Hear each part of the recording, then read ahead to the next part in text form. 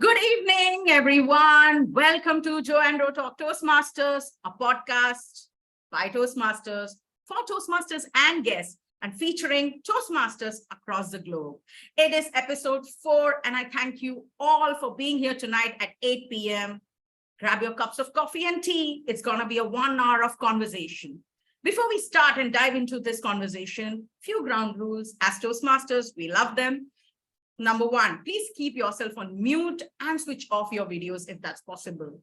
Number 2, please remember, you are not supposed to talk, but we would love to hear your questions. So the chat will always be open. Type in your questions, and as and when we get time during the podcast, we will pick 1 or 2 and ask it to our guest. Number 3, just relax and be happy. It's an 8 p.m. on Wednesday evening. We want you to enjoy this conversation and that we are going to have. Learn something new tonight. Now, what is going to happen today? It's 8/1, and there are butterflies in my stomach. And I'm sure there have been butterflies in all of your stomach, especially if you're someone who has ever been on stage as a speaker. Is there anyone in this world who has been on the stage and has never felt butterflies? I don't think so. But, Georges Saint-Pierre once said, it's okay to have butterflies in your stomach. The key is to learn how to make them fly in a formation. And the guest tonight, I feel, has succeeded in that. He has succeeded in creating a winning formation for all the butterflies in his stomach. He's someone so special that within just 3 years in Toastmasters, he is a district champion of both humorous speech contests as well as international speech contests. He was an investment banker, a private equity fund professional from Mumbai. But today, he stands before you as a voiceover artist, as someone who has been in Toastmasters for 3 years and has completely changed his own persona. Someone so interesting, my dear friends, that whenever I speak to him, so far so little, I must say, but whenever I have spoken to him, I have learned something new. He says he enjoys reading, sketching, exploring languages, and indulging in movies and theater. But I know that this is not the whole picture. I know that the guest tonight has many more interests, and I hope that in the next 1 hour, we'll get to learn something more from him. What is so special about the guest tonight? Everybody in District 98 knows him. He is a household name. He is none other than the 2023 champion of ISC, Cyril Paul. Now, I know this is a virtual stage, but I hope that you guys can give me a virtual clap. Thank you so much. We have so much excitement in the room. Now, I want to call in Cyril and start into this podcast right away. But before that, I have my co-host, Ron Moria here. And Ron, you tell me, you have been a Toastmaster for the past 11 years. Have you seen someone like Cyril coming in 3 years and becoming a champion in humorous as well as ISC? What's so special about him? What do you think is something unique about Cyril? Yeah, hi, good evening, everybody. This is very rare when somebody like Cyril comes in and straight away dominates the contests and wins. It is very, very rare. And I think it's nothing that can be described. It's a rare spark some people have, that they just go on stage and they kind of light up the stage and people just love them. And I think they're like born to contest, born to entertain, born to speak in front of audiences. I'm sure Cyril has his history and he has also gone through a lot of things to come to the stage right now, which I hope he will share with us today. But yeah, I mean, it's a rare spark for somebody like me. Like when I joined Toastmasters, I did not compete for first 2 years. And then after that, when I started competing, I struggled a lot to come to the higher levels. So I think that's the story for most Toastmasters. But it's a very rare individual who already has something intrinsic in them that can come straight away within a year, 2 years, start dominating the contest. And I'm sure it's not something like it's an overnight success. Cyril has worked very hard for what he's achieved. And we also have his history, which we don't know about, which I hope he'll share again, as I mentioned earlier, which will give us more insights into how he did that. So this is going to be a pretty interesting episode. And let's go over to Cyril. Let's hear from the horse's mouth, so to speak. Yes, Cyril, from butterflies to brilliance, right? That's what we are aiming for also tonight, to hear from you how you went from butterflies to brilliance. But before that, let me ask you the simple question. Why Toastmasters? What made you join Toastmasters in 2020? Wow, I'm actually speechless with this entire, introduction. Wow. Thank you so much for that lovely introduction. It's a pleasure to be here. Why Toastmasters? Let's get to the meat of the situation. Happy accident. Full stop.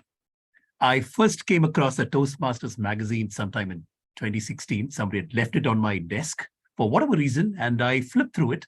And I thought it was something for serious speakers. I mean, there's like everything on speechcraft and like several people writing columns and columns on how to be a better speaker. There was no cartoons, no comics, nothing on current affairs, nothing. It was a magazine entirely for better speaking. I flipped through it, felt intimidated, put it down, walked away. A few years later, another colleague said that, you know what, there's a Toastmasters club that's opened up right in the building next door. Why don't we just go?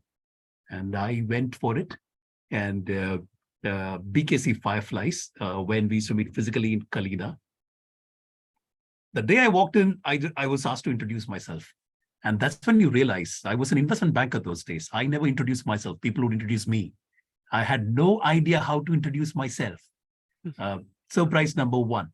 In a social context, I mean, what do I tell people? I had no idea.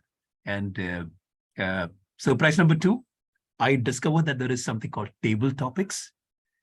Trust me, the table in table topics for me was a place to hide under, which I wish I could. I could not. Sai Ramachandran was a presiding officer. He just pulled me out to speak. And I had to speak with whatever came up. And it was very difficult for me. You can't speak extempore when you're unprepared. I was like, okay, next meeting, I'm going to be there. I hope I get to speak on that topic better.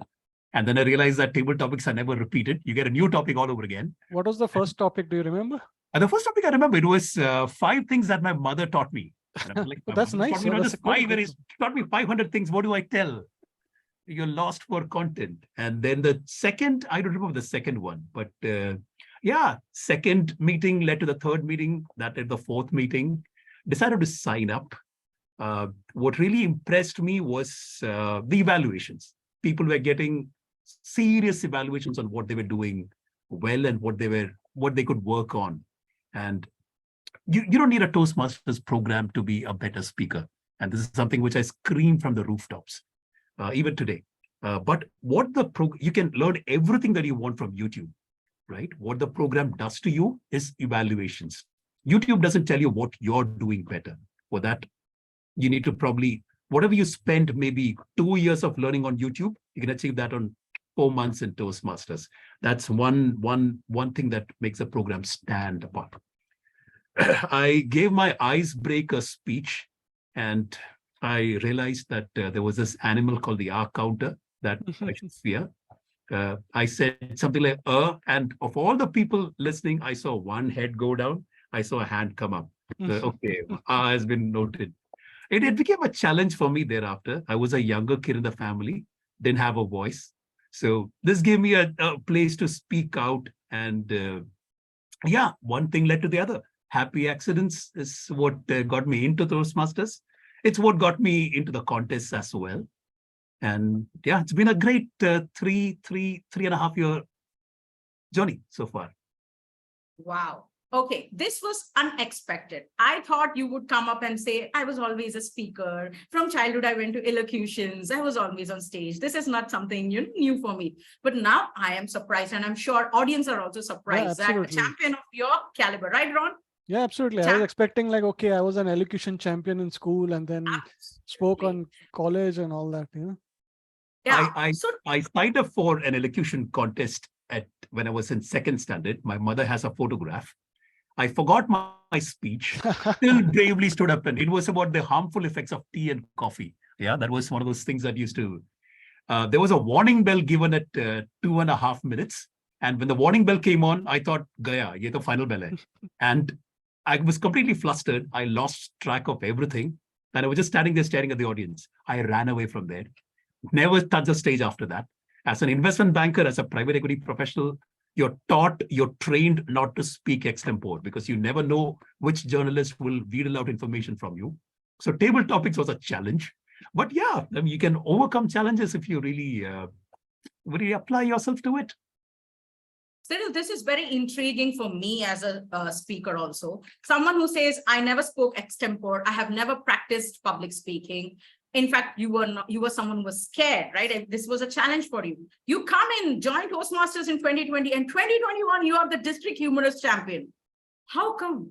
Like, what motivated you to go into contest year one and say, I'll do something great and I'll be the champion? Are you always like this? This is your personality? Like, you take up the challenge and like, I'll be on the top? Is that the reason why you are on the top? Or again, is this a happy accident? Happy accidents. Just been right place, right people, right time, and a lot of effort. I mean, one of those proverbs that I keep saying is, when the student is ready, the teacher appears. Oh, I love that quote. Second part to it, which not many people know. When the student is truly ready, the teacher disappears. When you put in, when you really put in that effort and you really work on it, the teacher, it's a duty of the teacher to step back because the students learned everything. How did I start contesting? BKC Fireflies was a new club. We were just chartered in 2019 and we had our first contest. And my pathway was leadership development. And the VP Ed came and said, you know what, you gave a very funny icebreaker speech. It was titled, I think, Cyril Paul, Master Procrastinator. And I said, the pro in procrastination. He said, you have that inherent, I see something in you. You have that inherent humorous bone. And I had to come up with a speech. I had a board meeting that day. And they said, you know what, we'll defer the contest if you want, but we need you on that, we need you to speak. And it was all just posturing. There was no way they would have deferred the contest, but I ended up speaking and I ended up winning that contest. And that's when the club president connected me with DTM Avinash Singh. And that's when the learning started happening. I realized that, as Avinash says, humor is a very serious thing. I realized that there were methods to humor. I realized that having a great vocabulary doesn't mean a great speech. You need to tone things down so that you can speak. And the learning really happened. And the teacher appeared when the student was ready. And I hope that the student did the teacher proud. Yeah, I'm sure you did. Absolutely. Go ahead, Joanne. Yeah, so obviously you did the teacher proud, you did your club proud, and you did District 98 proud, no doubt about that. But now let me come to the things that as a speaker, I want to know. You know those gems of wisdom now, I'm sure everybody is in this meeting room. We just want to know, how did you start your initial prep? You went in, you won the humorous speech contest, you won the ISC speech contest. Give us some tips. How did you start? Okay, two different streams. Let's start with the humorous contest first.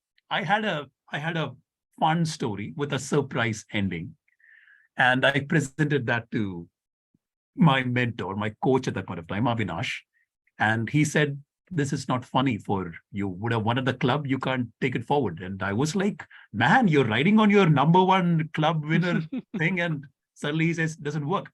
I asked him why. He said, "I want you to underline your speech, underline every segment where you every line where you expect your audience to smile, chuckle, and laugh out loud. Show me 3 different, highlights." And I had 1 or 2 of them at best. That's when I realized, oh my God, this is what he's saying. And then he was so invested in ensuring that I'm clueless to Toastmasters, right? Just maybe 2-3 months in, I have no idea about contesting and everything. And I saw his passion for making me a better speaker. Then, true to what the VP Ed said, it was a chap called Mehul Bhatti. And true to what he said, I discovered that I had a knack of coming up with one-liners. And we played it. And step by step, the speech started evolving. At the area level, you have maybe one ending, and then you realize that competition's rising up. I had no clue who were my competition. I was, like I said, entirely new to this. In fact, when I was I think it was Toastmaster Sai in the room. He's going to throw a chair at me for saying this, but it's true. D98 winner. I thought District 98 would be like, yeah, Bombay District or something. I had no clue it was like multiple states. I was uninvested, uninterested in Toastmasters. The contest got me to where it was.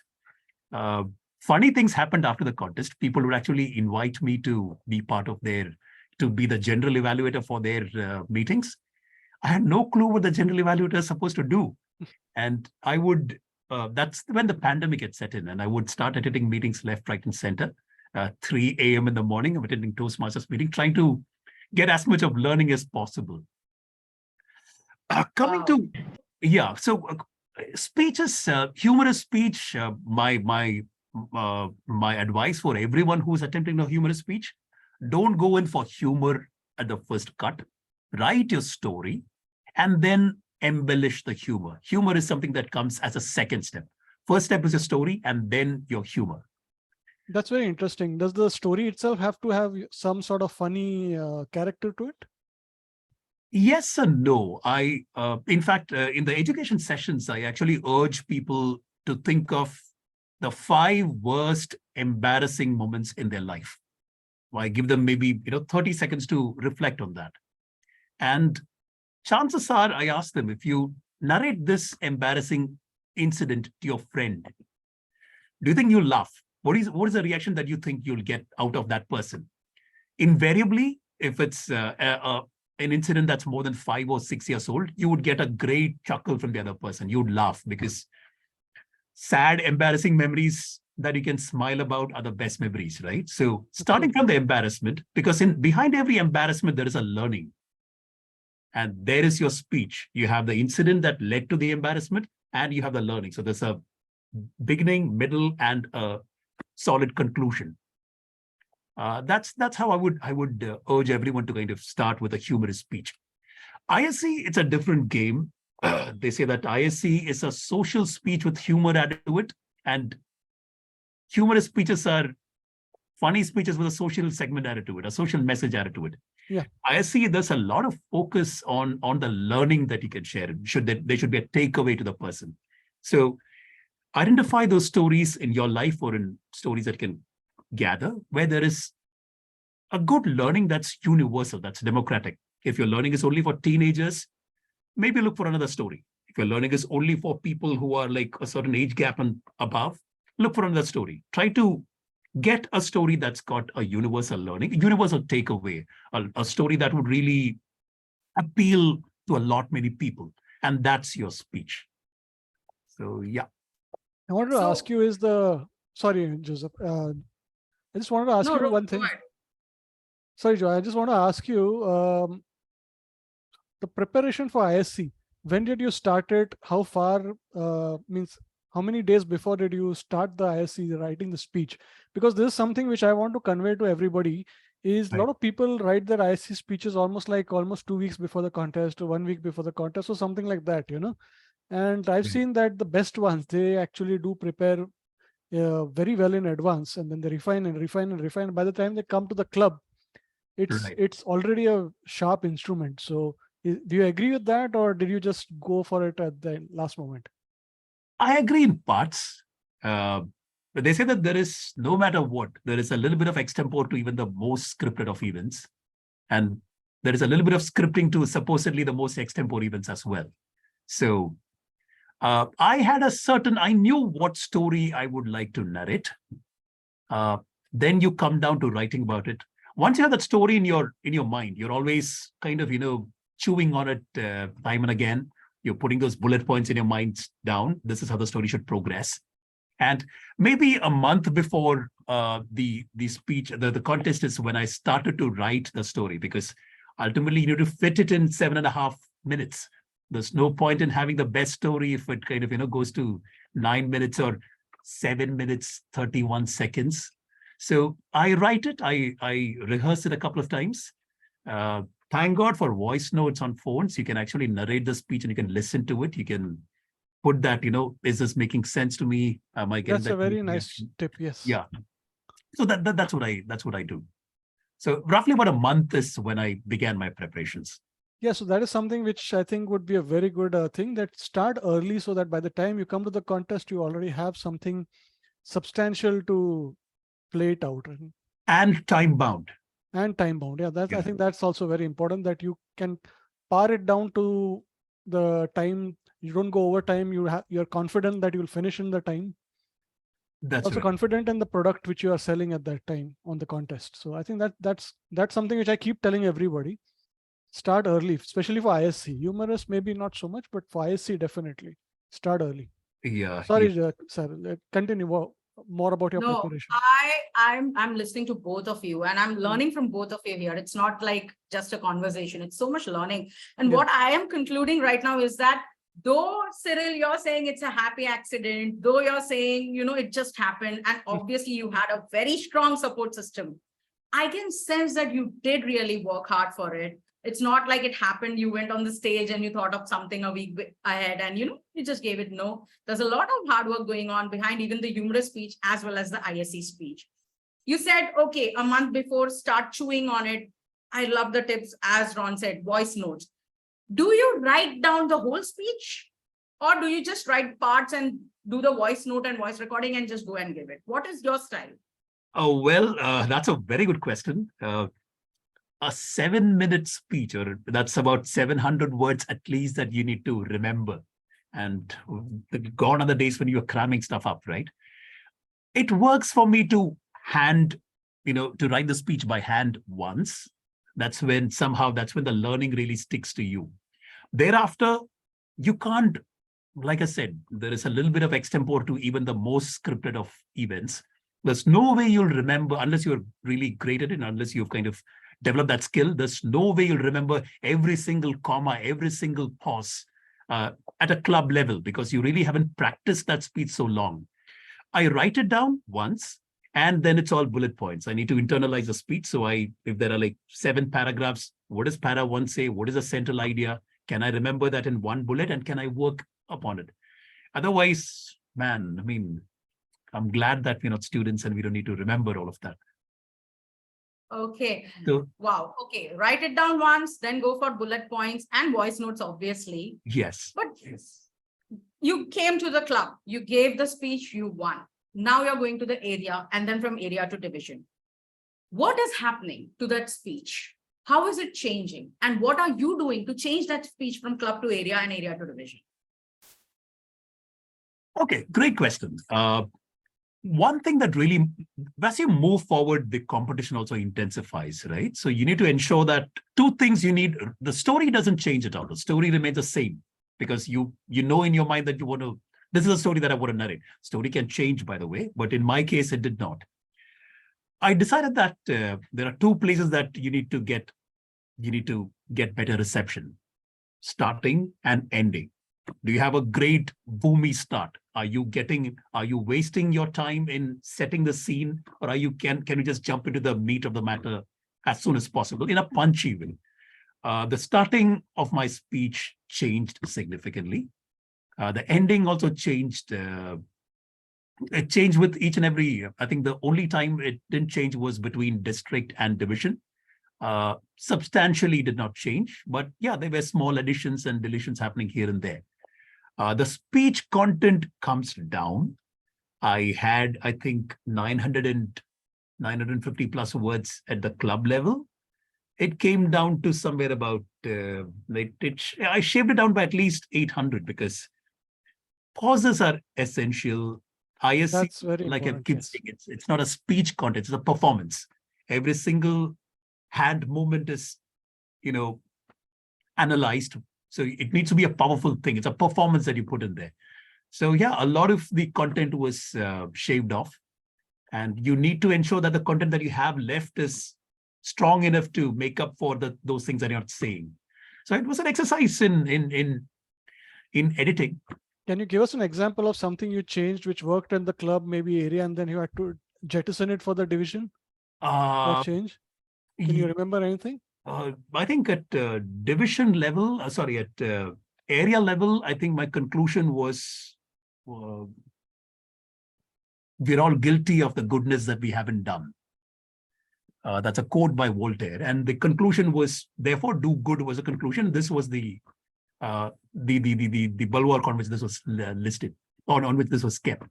I don't remember how I concluded in the. Oh yeah, in the division, in the district, it was much different. It was the little things in life, they matter. Ensure that you do the little things nicely, and you're set. What made you change that? What was the thought behind it? Why the change? I didn't find the ending to be strong enough. I thought, yeah, it's a good ending. It's something that but is it great? Is it a great ending? You have no idea. So you just go ahead with whatever you feel.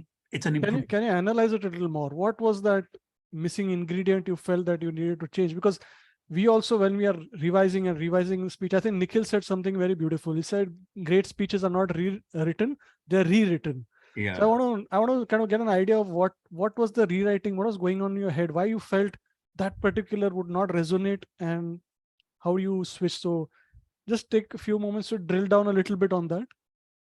I'll tell you the answer. I know the answer right away because I keep having these test audiences. In other words, bakras on which we find the speech. And like I said, the speech should appeal to a wide audience. Wider the audience, the better. So you ask them about what do you think about this ending, that ending, and you kind of work around. I don't remember the number of endings that I rejected, but this was the ending that I selected, the little things in life.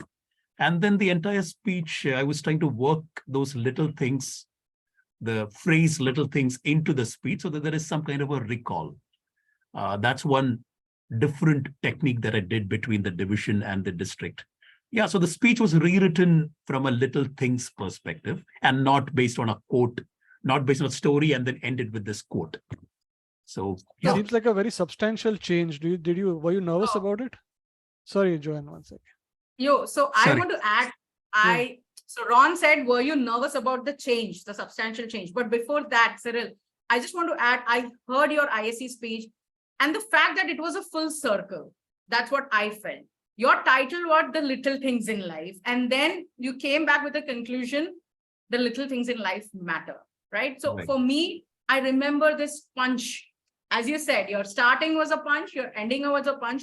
What went in your mind, I don't know. But as an audience, I remember this very clearly because it was a full circle, the ending. It didn't matter whether it was a proverb or not. So yeah, thank you so much for that. And Ron was asking, were you nervous about the change at the last minute? That's a good question because every time even I write a speech and then at the last moment, you get an idea, no, I think this is going to be better. But then you have to take that call. It's a risk, right? Especially when you're going up the ladder in contest. It's a risk. Do I change it? Will it work? What do you do? How do you make that decision? Okay, question number one, was I nervous? Oh my God, I was nervous like anything because it's essentially a new speech that you need to memorize. Whether there's enough real estate left up here to cram another speech is something that you worry about. But then once you try it on two things are really, really essential, right? You need a mentor, you need a bakra or set of bakras. So you take feedback from them, which is working better. Then you realize that this ending is actually having a lot more impact. It's actually, you're getting then you're getting So it's that and is the difference that you make. Yes, you're nervous. You'd have no idea whether it's going to work or not, because ultimately ISC is you're delivering as per the contest ballot, and the judges should agree with your viewpoint. You have no idea who the judges are. Therefore, the importance of making it as democratic as possible, ensure that your messaging is as widely receptive. People would understand that, people would appeal. The message would appeal to the people. So yeah, that's what. Wow. Okay. So, two things I'm going to take from you right now. Find test audience. Very important, especially for all of you out there who are right now preparing for the contest. Make sure you know who your test audience, test evaluators are going to be, and find a good mentor. No doubt, a good mentor is going to help you a lot to change things. So tell me one thing. We are talking about speech preparation. You gave us the tips. You told us how the initial prep went and how it went through the ladder. Let me take it a little aside and get to the masala, the spice, right? How did it feel after winning the contest? How did it feel after becoming District 98 champion? Tell us what changed in your life. This is a motivation for a lot of people right now. How did it change Cyril Paul? Well, it didn't change Cyril Paul much, but it suddenly you realize that many people are looking up to you. Therefore, you really can't get away with, crazy one-liners here and there. So you need to be a lot more responsible about how you're speaking. Also, Toastmasters is all about serving others, right? The number of educational sessions that the requests, they go up, and you realize that, yeah, you're actually helping people. And that's when you realize there is so much talent out there. There's so many people who are great at story writing, but they probably need to work on their delivery. There are people who are great at delivery who need to work on story writing. So you meet a lot of people, and you spend a lot of time with a lot of interesting people after that. What are the common questions that you are asked about contesting? Something which we have also asked or we have not asked, or something which you found interesting? Give us a few examples, something people asking you in your education sessions, which I think even you had to maybe think about. The most common question is, how do I write a speech? Where do I start? Where do I find the funny anecdote? Is this funny enough? What's good for the goose is not good for the gander. I mean, how do I ascertain that it's actually appealing? And it's usually, thankfully, I haven't had a question that made me tongue-tied. Somebody asked about talking about in a monotone, how essential is vocal variety. And I said, yeah, these are modern times. You really can't escape vocal variety. You can't speak in a monotone. You can't be predictable. And the moment I said that, the speech that resonated in my mind was, Metro, main aapse bolna chahta hoon ki. Wow, you got a good mimicry voice. Oh, no. Yeah, so there is someone who actually has a very predictable style, and it works.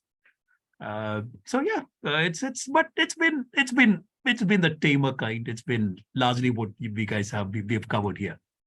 Is there something you discovered in yourself when you contested? Something which you didn't know about yourself before you started the contest? Something that changed dramatically in you? Okay, couple of things. I discovered that my knees shake. Man, my knees shake big time, especially especially for the HSC. And I discovered that one trick, and I mentioned this in one of the clubs recently, Coke, the drinking kind. Yeah, I stay off sugar the previous evening onwards, and the morning of the contest, I have a Coke. I think this time when I was at Ahmedabad, Krishna Subramaniam from Mumbai Toastmasters, he was holding onto my Coke, and he was swigging it, and I was swigging it. Have Coke. The sugar rush really helps you with that additional energy when you're there on stage. Coffee helps you. Sometimes when you don't really realize that you're narrating. You don't see the audience at that point of time. You don't really see that, okay, Ron sitting over there, okay, Joanne sitting over there, okay, DTM Arvind sitting over here. You're narrating your story. At that point of time, you're just living that story. So it's a different feel altogether. I realized that I wasn't as nervous as I thought I would be. And yeah, I think someone saying Anand the show. Yeah, yes, Anand. Yeah, now you understand the Coke that I carried. Yes, that was for the sugar rush. You got me to the next question I was coming to. What is the ritual? Yeah, of course, there's a Coke or there's a coffee. But what is the ritual that you have? Your sanctity, your space before the contest, right before you go into the stage. What do you do? Is there a prep talk that you give yourself? Like for some people, it may be a prep talk. Is there a book that you read? Do you pray? Do you just have Coke? Is there a support system to whom you message and you wait? What is your ritual? Yeah, great question. I actually ensure that there are a couple of people that I really listen to before I go into any speaking forum. One of them is, I don't know if you people have seen Hugh Jackman's the Oscar introduction. He was the MOC for, I believe, the 2009 Oscars. Okay. He was the host, and he did it so well that he got a Tony Award for that. Hugh Jackman? Hugh Jackman, wow. Yes. The Wolverine guy? The Wolverine guy. Seriously, okay. I never would have expected that. Yeah. Okay. Yes, and it's there on YouTube, and you should watch that. Okay. He does it so well. Another person that I listen to would be Neil Patrick Harris. He also does these. He's also fantastic. Yes. Yes. Yeah. He does the emceeing at. How I met your mother, right?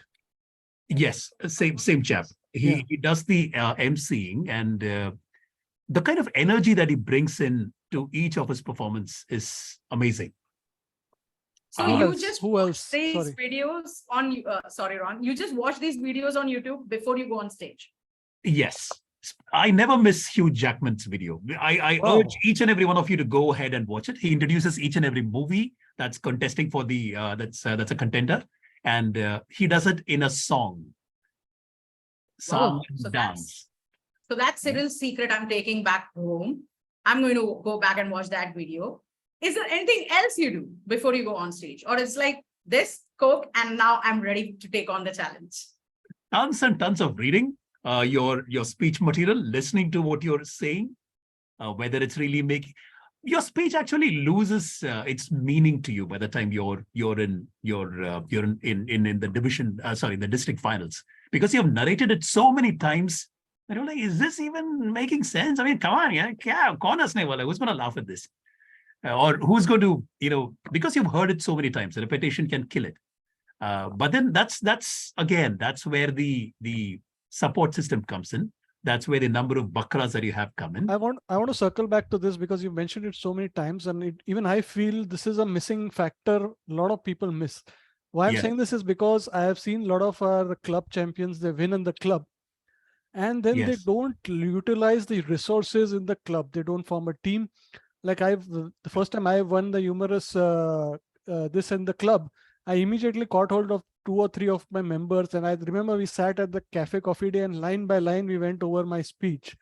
And I don't see people doing that nowadays. So tell us more about your team, how you use them, how we should use them, and anybody who's winning a contest at the club level, how they can leverage their club resources to push ahead. I think in my case, we had a very, very enterprising presiding officer called Jia Shah. She's no longer with Toastmasters. And so is the VP at Mehul Bhati. Both of them, they've relocated and they're not part of Toastmasters anymore. But they ensured that I got in touch with people like Avinash. At home, I have my wife. The number of times I've narrated the speech actually borders on domestic abuse. And there was this time when she said, "You narrate that speech in this house one more time. I'm going to kick you out." She left it unsaid. I don't want to find out.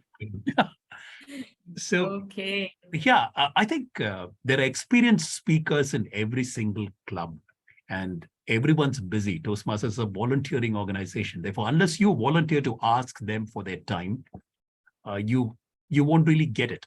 Therefore, I would urge everyone to speak to those senior members in their club.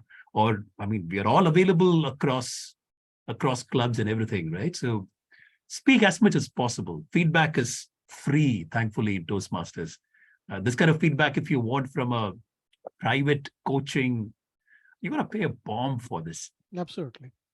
Yeah. I love it when clubs circle the wagons around their champion speaker, and then they just push them up through the different levels, and everybody's resources, everybody's ideas all contribute. So at the end, we are seeing the finished product, but the club has contributed so enormously to that speaker, and I just love it. And I hate it when clubs don't do that. They just, okay, you won, okay, do what you want now. And that should not happen. So everybody in today listening and who will listen in the future, if you're part of a club, please, whoever wins, please go to them and ask them, what do you need? And can I help you? And if you are the winner, which I hope you are, then go and ask people, come join my team, help me go up the ladder, so to speak. Yeah, Cyril, that you would agree with that, right? 100%. Wow. Absolutely. So you need a support system that is like obvious, done. Like there's no way this is a one-man show. Even though one man wins, it's a huge support system that is there behind you. I get It that takes a point. village. It takes a village. It's like a village. Yeah, village. absolutely. I agree. And this is a very good lesson for all of us who are planning to compete in the upcoming contest cycle. Come on, right now, start building your village. You will need that. You are going to go to district and beyond. Thank you so much, Cyril, for this tip. Coming to the stage, back to the stage, we were talking about the rituals. You said, you go through Hugh Jackman's video, and then you all obviously read and reread your speech. Let me ask you one question. In club, you know everyone, but when it comes to area, then the division, then the district, Now you're meeting your competition and the competition is really tough out there. What do? Do you stay back and listen to every speech, or do you opt to go and stay out? And if so, why? How do you handle that competition, that nervousness, when you see someone coming up and giving a fantastic speech and you're like, yaar, mera to chala gaya. Like, it's next year now. Has this ever happened to you? And if so, what do you do? So far, not much. But then I would urge everyone to actually stay in and at least keep one ear on what's happening there and the other ear on your earpod where you're listening to your voice note. Because number one, you're missing out on a lot of fun if you're not really focused, if you're kind of shutting. You're missing out on a lot of learning if you're not in that room listening to the finalists speak, right? There's a lot of learning on how you can, on what you can take away from them, from that experience. Another thing is, you know exactly the level to jump over. Acha, okay, speaker number 3 has now set the level high. This is where I should go. This is what I should aim to beat. Therefore, if that makes you nervous staying in the room, do whatever it takes to stay out. The humorous speech contest happened for me during the virtual scenario, the virtual environment. I was speech number 1. I think I was speaker number 7 or something. I would listen to speech number 1, then I would mute speech number 2, and I would be doing jumping jacks. You need to get the blood going. Okay. Yeah. You need to get the blood going. Okay. Yeah. So yeah, whatever it takes. I mean, obviously I was in suit, boot and tie at the ISC. I couldn't do the jumping jacks there. Coke and jumping jacks. I mean, we are learning something really different today. Well, don't mix Coke and jumping jacks.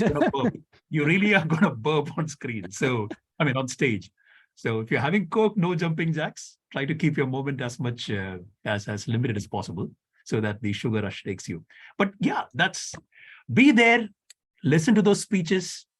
It's perfectly fine. It's a Toastmasters contest. It's not like an Olympic thing that it comes only in 4 years. And it's ultimately the competition is just about yourself, right? You're learning. How seriously do you take yourself as a contestant? As now, by grace of God, you won and you went up and all that. But I mean, a lot of people, they have the fear of actually not winning. And sometimes because of that, they don't participate. What would be your advice to them? Because I know a lot of people like, why should I bother? I'm not going to win, you know? And I say, no, it's the contesting that makes the difference. It's not about the winning and the losing. So what would you say about that? Exactly that. You'll never know unless you participate. I went in at the humorous speech contest. I had no clue. I had no idea what a DTM was. And later on, someone told, that means distinguished Toastmaster. I'm like, okay. But then, jump, put in your best foot forward, take it competitively. And one part of taking it competitively is to know that the better person will win. If the better person is not you, that's learning for you. You just were not the better person then. I didn't win. Year number 1, I was humorous speech champion. I was like, wow, this is like a great start to my Toastmasters journey. Year number 2, I was ousted in the division finals for ISC.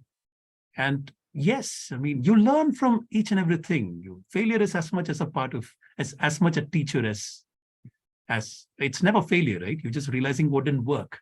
And you realize what worked that got you until there. And you know exactly what to work on so that you become a better speaker.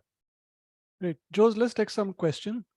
Yes, it's 8:45. If you guys have any questions for Cyril, please put them on the chat. This is a great opportunity, to ask those informal questions to Cyril as a competing contestant. If you have any doubts, if you have anything to know about, please put them on the chat. And meanwhile, Cyril, while the audience does that, let's take it a little bit away from the contest scenario and now come to you.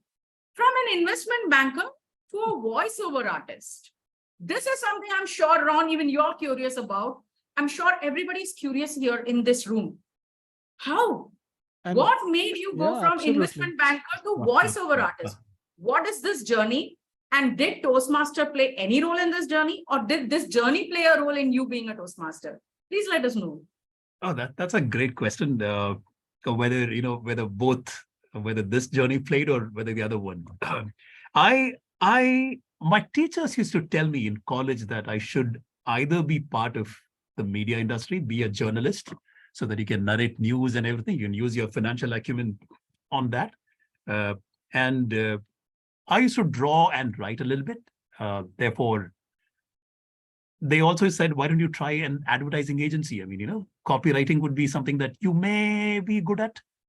And my parents, they're like, you know what? We are middle-class Malayalis. You didn't join an ad agency. Be a chartered accountant. That's what we want you to be. And that's how I become a CA. 2 decades of corporate life, and COVID happened. I randomly auditioned for an ad. I got it. And then people came back and said, you know what, we'd like to use your voice for this. And that's when I'm realizing, okay, there is some market for this. And then I started trying to do both the ads and the finance work. But then ad agencies famously work at night, 3 a.m. and all that. You can't really be in a studio locked in until 3 a.m. and then report for work at 9:30. So at one point of time, I decided to take the call. Toastmasters really helped because the evaluations that you get, okay, this is working for you, that is not working for you. So I like a lion, I ate up all the feedback that I could get, hungry for more feedback. And yeah, that's how it led to whether voiceover affects my speech. Yes, I guess it would. I mean, yeah, it does. It really does. What ad would we hear you in recently? Something which you could recognize? A good part of the good part of the thing, I've actually voiced a little bit of Samsonite, one tagline for Samsonite. What was A it? good part of it's toughness, fortitude, something else, Samsonite. So it was for Father's Day. We were comparing Samsonite luggage to your dad, toughness, fortitude, Oh, okay, interesting. Samsonite. Okay, wow, interesting. Yeah, I've done a lot of stuff in the English happens to be corporate videos for companies. Okay.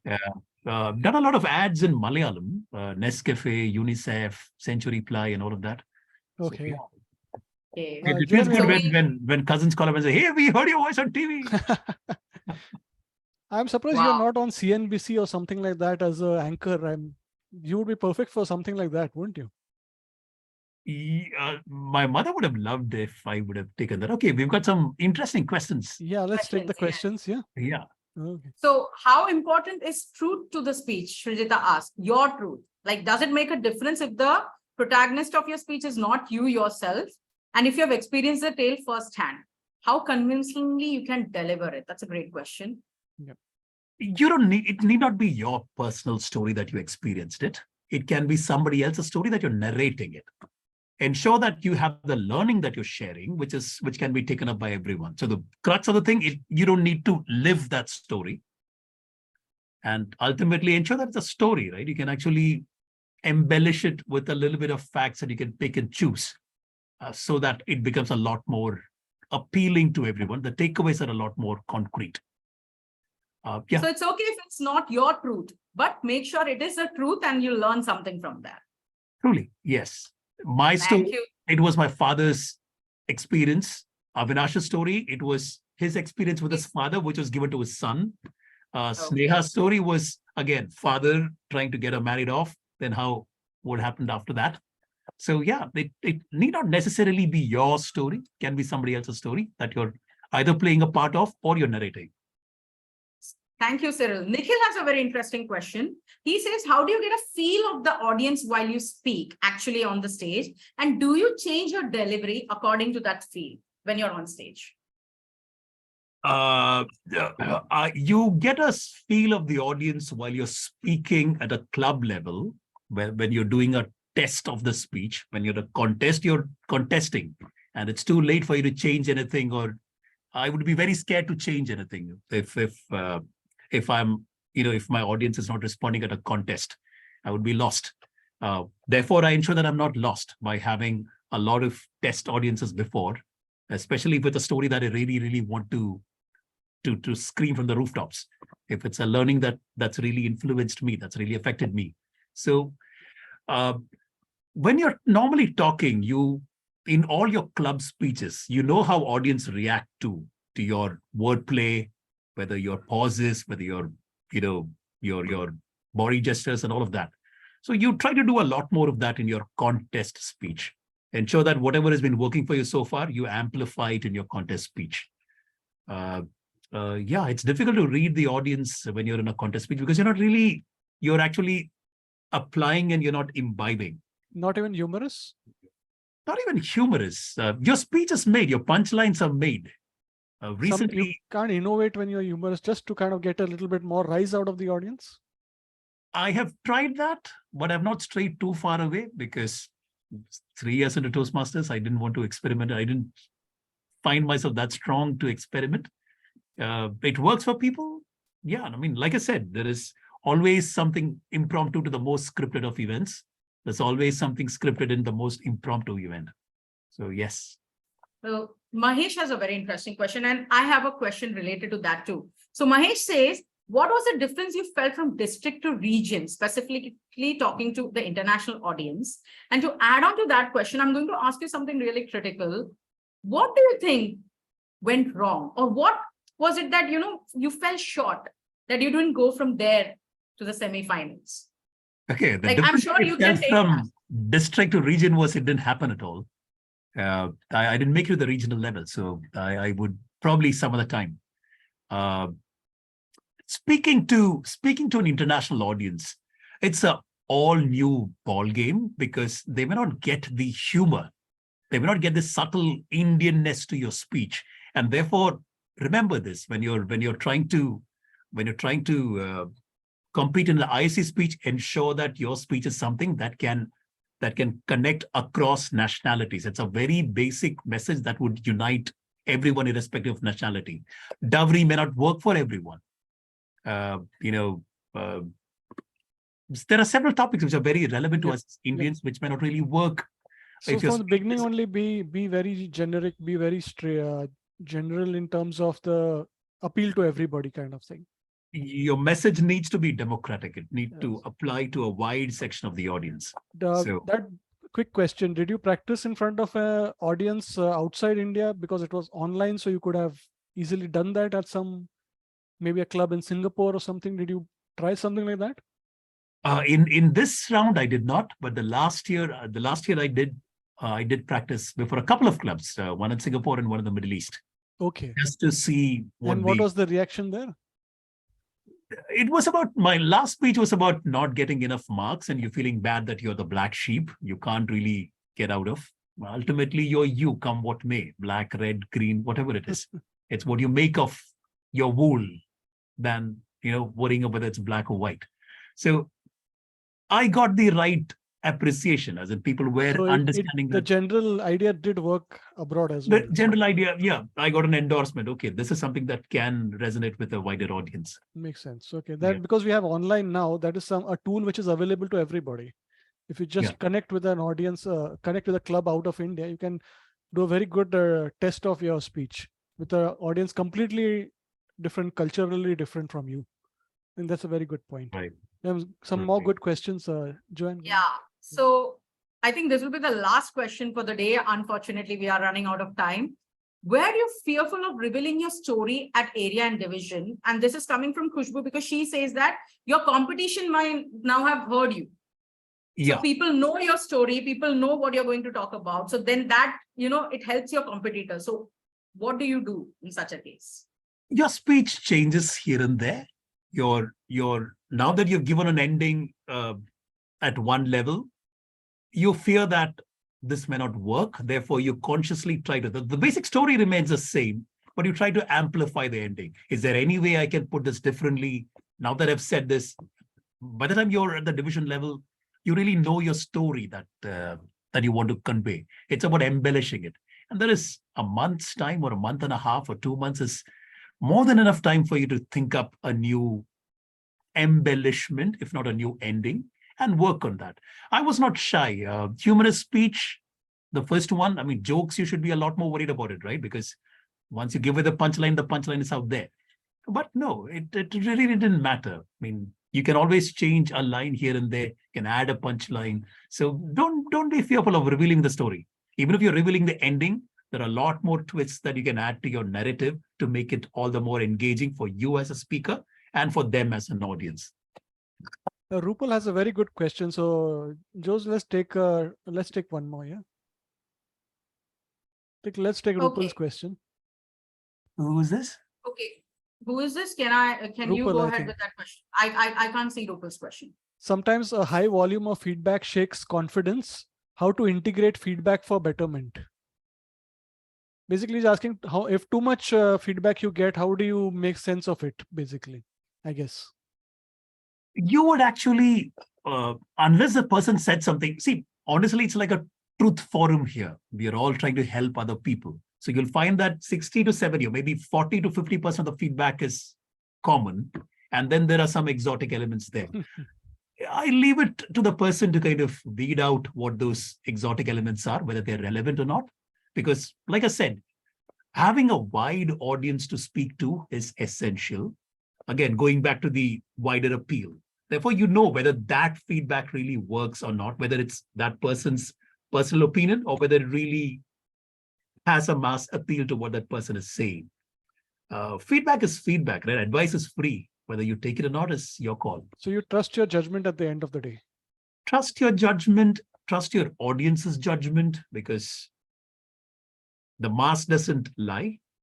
One or two here and there, but the mass is what drives you. And go with the majority, right? Go with the majority. There's go with always the safety in majority. numbers. Yeah, go with the majority. Wow, it's already like 20:57. We have just 3 minutes left. Another episode, Ron. I don't realize where is the time flying. Absolutely, it was fantastic. I feel 1 hour is too less with such interesting people that we have in our district and we have in Toastmasters. I have one final question I have to ask you, Cyril. In semifinals and finals, you have to change your speech. That's what I have heard. You cannot give the same speech that you have given from the club to the regionals, right? So did you prepare for the speech and how much time did you take like for that semifinal and final speech? I'm sure you must have already done that. I had prepared a speech for if I go up, then this is what I would be saying. I had a speech. It was one of the speeches that I'd given in the club before, so that I know that it wasn't something which I invented new. It was a speech that I was comfortable with. It was a speech that I had tried the messaging before, whether it's universal, whether it would also appeal to an international audience who may or may not know Indian customs. So you do those filters. If you have one, if you can engineer one of your existing ones, nothing like it. But yeah, I think after division, it's always a good idea to have that speech number 2 running in your mind. Thank you. Thank you so much. Yeah. Thank you so much. Like after division, one good point to take, guys. Get ready with your speech number 2. It doesn't matter whether you go there or not. It's always better to start your speech number 2 after division and hope that you go all the way through World Championship. Cyril, I am not going to say I hope. I'm sure you're going to go there. I don't know when, and I cannot predict that year, but I'm sure one day I am going to see you on the world stage. And I'm sure everybody in this room agree with me right now. You have the talent. You work really hard for it, even though so nonchalantly you say it's a happy accident. I do agree. It was a happy accident in the start, but in the last 1 hour, I could make out you're someone who has worked really hard for where you are today. Ron, any last words for Cyril? Yeah, so my hope from this episode of our podcast would be that whoever is listening will decide to contest. I want people sitting on the fence, whether I should contest or not, whether it's worth it or not. So I would like Cyril to just give a kind of a pitch to these people, why contesting is important and why they should contest. And that is the message I want them to take away at the end of this. So go ahead, Cyril. Cyril, your last words tonight. No, there's a Hindi poem that says, unless you jump, you'll never know whether you can swim or not. So jump, go ahead and do that. You have no idea what you're capable of if you hold yourself back. Go ahead. You're not making fools of yourself. It's Toastmasters, right? It's all for the improvement. So yeah, go ahead. Be your best. Let there be more world champions from Asia, from India. Perhaps in this audience, it'll be great to say that, yeah, I know that guy or that girl. Fantastic. Definitely, absolutely fantastic. Definitely. And I do believe we have the talent here in India, in Asia, especially in District 98. I can see all those talented people, and I'm very honored, honestly, to be a part of this district and to be a part of Toastmasters. Thank you so much, Cyril. Thank you so much, audience. My job is to summarize. Every time I end, everybody is like, please, Joanne, summarize the podcast. So for the last 1 hour, let's go back and see what did Cyril say. We started with, is it hard work or is it just a happy accident? And yes, it was a happy accident for Cyril, no doubt about that. But he has also worked really hard. And he emphasizes on the support system, his tribe, his villagers, whom we call the Bakras. I'm sure some of them are here and you are really grateful to them. I'm sure about that, Cyril. Please start building your village, your support system right now. If you are interested in contesting, you need them not only just to support you, but to give you feedback. And that is the second lesson that Cyril talked about today, feedback. Feedback from a wide audience is very important, my dear friends, not just from 1 or 2 people, because when you get similar feedback from a lot of people, you know that maybe that is something you have to think about. 50% plus, he says, go and think about it. If it's 1 or 2 exotic feedback, it's up to you. Take it if you want to take it, leave it if you want to leave it.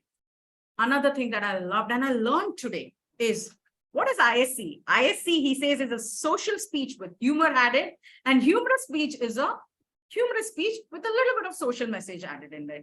Keep this in mind when you're crafting your speech, whether it's for your humorous speech contest or your international speech contest.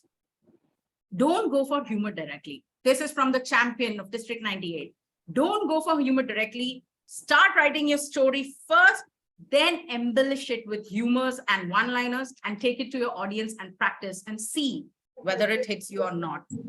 One great tip, voice notes on phone. I'm going to take this back. I'm sure every person, whether you're a contestant or whether you're just going to give a speech in your club, voice notes are a very good idea. Practice your speech, send yourself voice notes and listen to them.